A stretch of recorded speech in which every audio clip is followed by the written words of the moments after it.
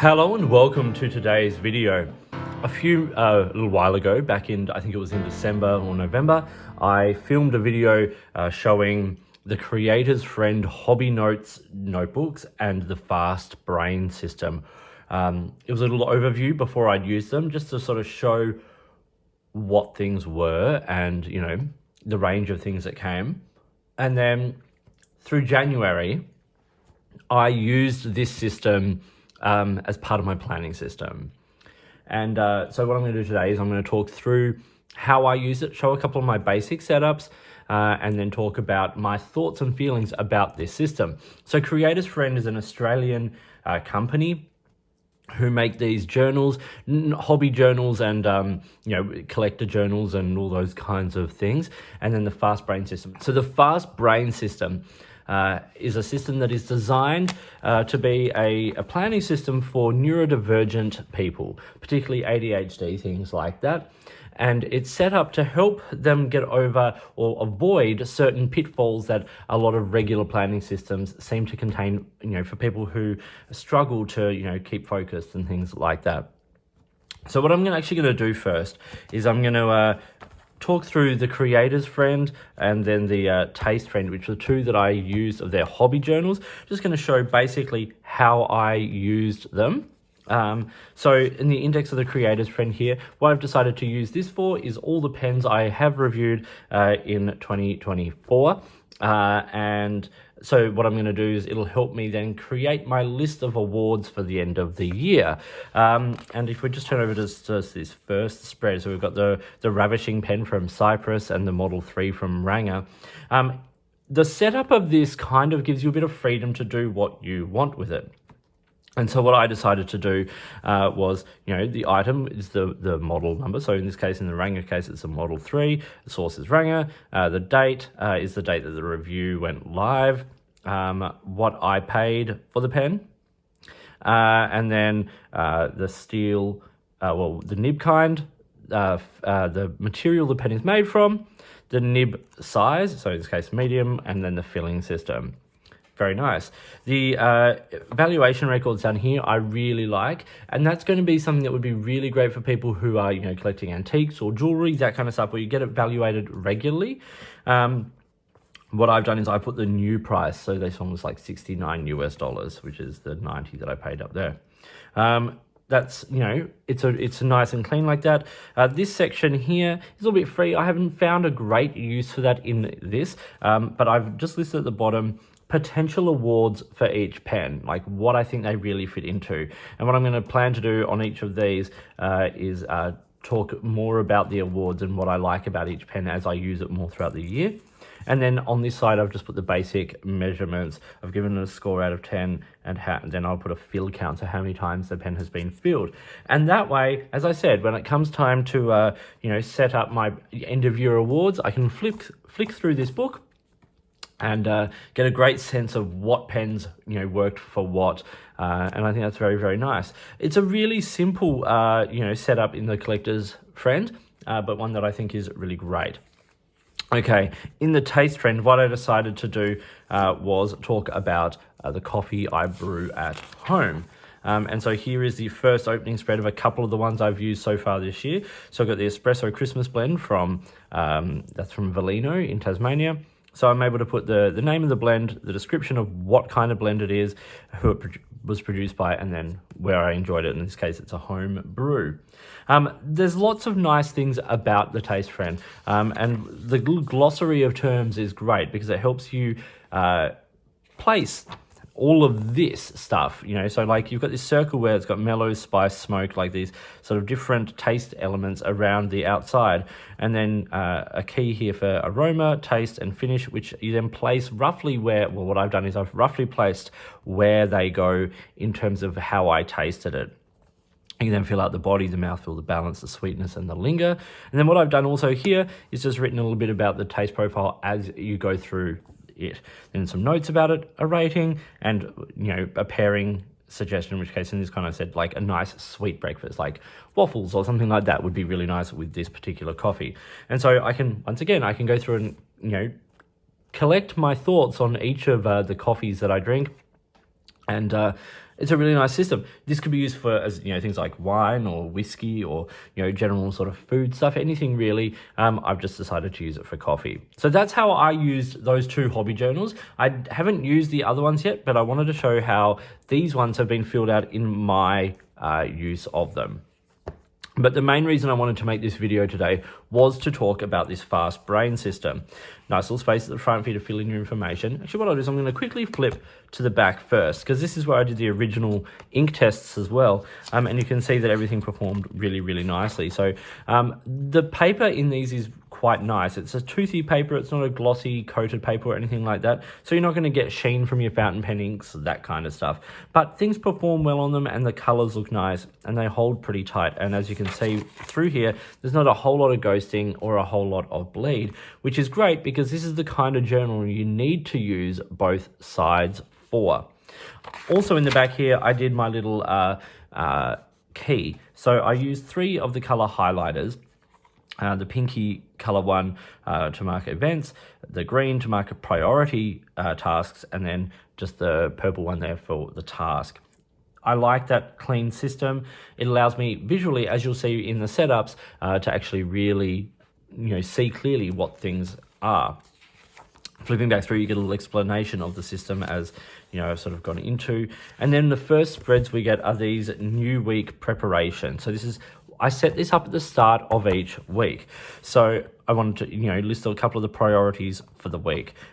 Daily habits that I wanted to work on. So 15 minutes of mind blank, reading for fun and creating. And then I was able to mark each day that I did those things. Scheduled activities. This is one I personally don't really need, but because I was using this in conjunction with a planner, diary, calendar kind of thing as well. But it just gave me an easy way to look at this other week and write where those sort of major rehearsals and things were. Then a meal plan and a grocery list. This was great. They're on the same page. Plan out the meals for the week, and then really simply just make the shopping list of sort of what you need. Very nice. And there's one of those for each week. And then after those, we get to, these are the daily pages. So each of these fast brain system notebooks is enough for 1 month. So you need 12 for the entire year. And there are pros and cons to that. Firstly, the cons are it's harder to do forward planning. But the pro is that in this system, a lot of people with ADHD and those sorts of things, if they skip a day in their diary, they find it hard to catch back up. I know I certainly do. And so that constant need to be doing every day, otherwise you spoil the notebook. Because this is a new notebook each month, you can start fresh every month and there's no worry about that. So I really like that. So each page, there's 8 different setups. And so you rotate through those, meaning that each day requires just a little bit more attention, and that's what keeps your attention. It's not just writing a to-do list, it's interacting with the layout, and because we all know that writing things down keeps them fresher in our memory, and so actually having to negotiate the page and how you're going to do it gives you a really lovely sense of exactly what you're going to need for the day. So I'm going to talk through these setups. On the top of each page is the date, the day, and you circle the one. There's also the habit tracker, which is where I marked each habit that I wanted to do each day. This particular number 1 layout is a timed section down the side of the page here. So we've got the hours of the day. There's a dot section on this side, and then a mental inventory for working on, should be working on, and want to be working on. So these are nice little goal or inspiration style sections. And then what I did was I listed my daily planner, what I needed to do each day, and then the to-do list on those dots. So this is a very simple, clean setup. Particularly this top portion of the page is pretty much what I use every day in my Hobonichi, for instance. The number 2 setup, same setup at the top. And in this one, we get this really interesting circular pattern on the sides with delineated sections for morning, midday, afternoon, and evening, and then a today's priority. So these are relatively easy to set up, and what I did was I put the events that I had in there and then did little to-do lists. I separated my to-do list into the individual parts of the day. And you can see here, this is where we get, the events marked in the pink, tasks marked with the blue purple there, and then priority stuff that I need to do highlighted in green. This is a nice, clean, simple setup. I like this one. This one makes sense to me, and it's a nice one for actually having to think about how you're going to use it. And actually, we'll see later, the second time this came, or I think the third time this came around, I set it up slightly differently, and I'm going to show that as well. Setup 3, morning, midday, afternoon, evening kind of setup is what I put through those major portions of the page here, and made it a to-do list or an events, calendar kind of thing. Side quests, this is where I just put the things I wanted to achieve throughout the day, kind of like the priorities one from the other day, and then non-time specific events. So I use this as a bit more sort of note space.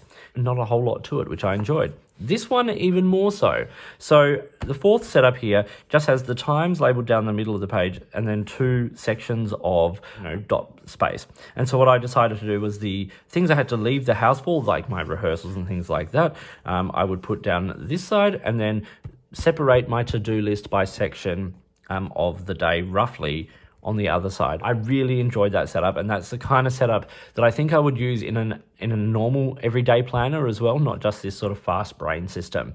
But already by this point, what I was finding was that a lot of these things that I, was like, sort of always struggling, to sort of setting out in a day with a massive to-do list, by separating the things into smaller lists, they all felt achievable.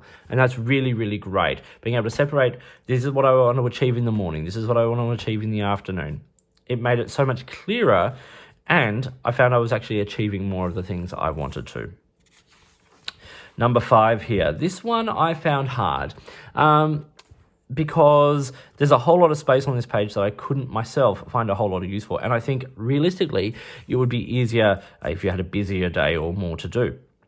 So finding space for those tasks or those to-do items was trickier, and I just used the calendar as like the hours of the day which are across the top, and then like the things I had to do, and then I just labeled down here if I was home or out for those specific things.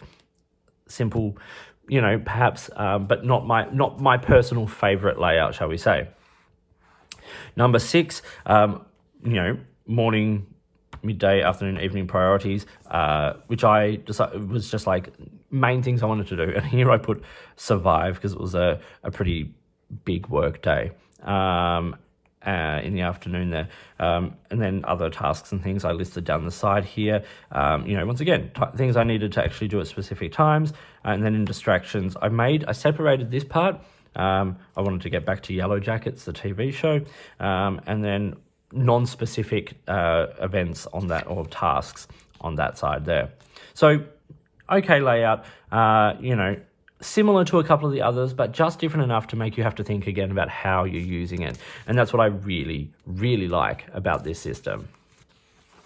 Okay, then we get number 7. This one's interesting.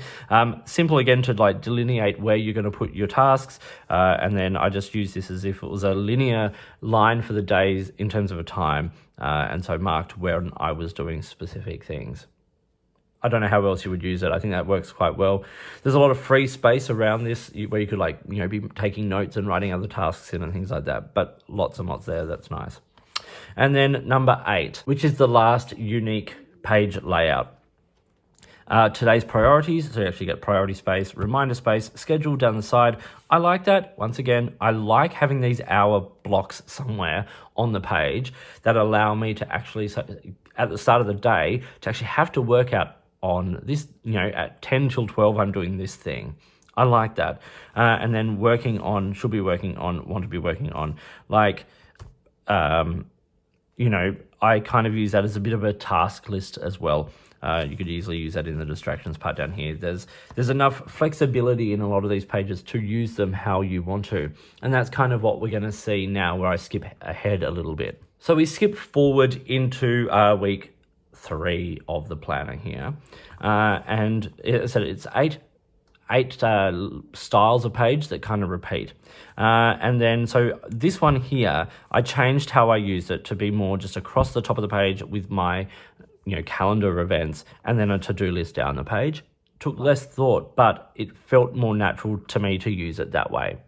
On page 22 here, which is another of the repeat, I kind of left it the same way as I had it before. Once again, splitting this section for to-do list on one side of the distractions page, because I need a bit more space for that, for non-time specific to-dos. And then, the priorities and all that kind of stuff throughout the rest of the day. That kind of worked out quite well. And then we get days 25 and 26. 25 is that layout I really enjoy. The first one where, scheduled space down the side, dot space for task list, and then, your mental inventory down the bottom. That all remained the same. I think that was pretty much exactly how I used it on day one. And then this one I changed up. So instead of separating the page into those sections, I was able to put my sort of calendar events around the spiral of that day on this one. When I was at work, a barbecue I had to go to, and then, I was going to see a movie that night. So nice sort of delineation of that across the day from morning through to night there, and then a task list, and then just a bit of note-taking space. I needed to write, the art projects that I have on my mind, and so I was able to show them there. So that's a little look at how I used the Fast Brain Friend here. As I said, I really quite like it. I have thoughts. First thing I want to say is that for me personally, I need more in my planning system in terms of forward planning. So having like calendar pages and note-taking space and things like that, you could easily use another notebook with this for that. I use my Hobonichi, but it is something that this doesn't have, is like a proper calendar, and that's because it's day by day, month by month, and that's perfectly fine. They're just not in there, so that you may need to use that, be it digital or physical, print, paper, diary, something like that, alongside this system. I really, really like the fact that you can still use part of the bullet journal technique in this book. If we look, just even at this first day, I'm still using migrate and crossing off the tasks in the same way as I would in bullet journaling. A lot of the open space in this is dot space, so you can still use those techniques you've used from bullet journaling. And bullet journaling was set up by writer Carol, as a ADHD person, to sort of help him combat all of that as well. So bullet journal techniques still work in here. I found some of the layouts more intuitive than others. Like this one makes a whole lot of sense. This one I could make a lot of sense of in different ways. Whereas, this one I found harder, and some of them are a little bit kind of like not exactly sure on how to use the space, which does make you think about it. And so everything you do is intentional, and I'm big on things being intentional. But as I said, for me, I just found some of the layouts more intuitive or easier to navigate than others. The only other con I have is in the opening video, which I'll link to down below, I showed the highlighters, and they're really great. They don't bleed. If we look at the back here where I did that writing test, like they're simple, nice pastel colors. They don't bleed through or anything, and nothing smudges with them. They're really great. Except, maybe this is just me, but I could never remember which end was which. So one's a bullet end and one's a chisel end. I think it would just be great if somehow there was an indicator, unless I'm missing it. I may very well be, but there doesn't seem to be an indicator as to which end is which. Like even if on this end where it's the chisel, it has the 2 lines and then a single line on the other end, something like that. I don't know, but I just found myself always pulling out the wrong end. But there is absolutely so much to love about this system. Firstly, in the Collector's Friend and the Taste Friend and all these other hobby journals, as well as Fast Brain system, the paper is really great.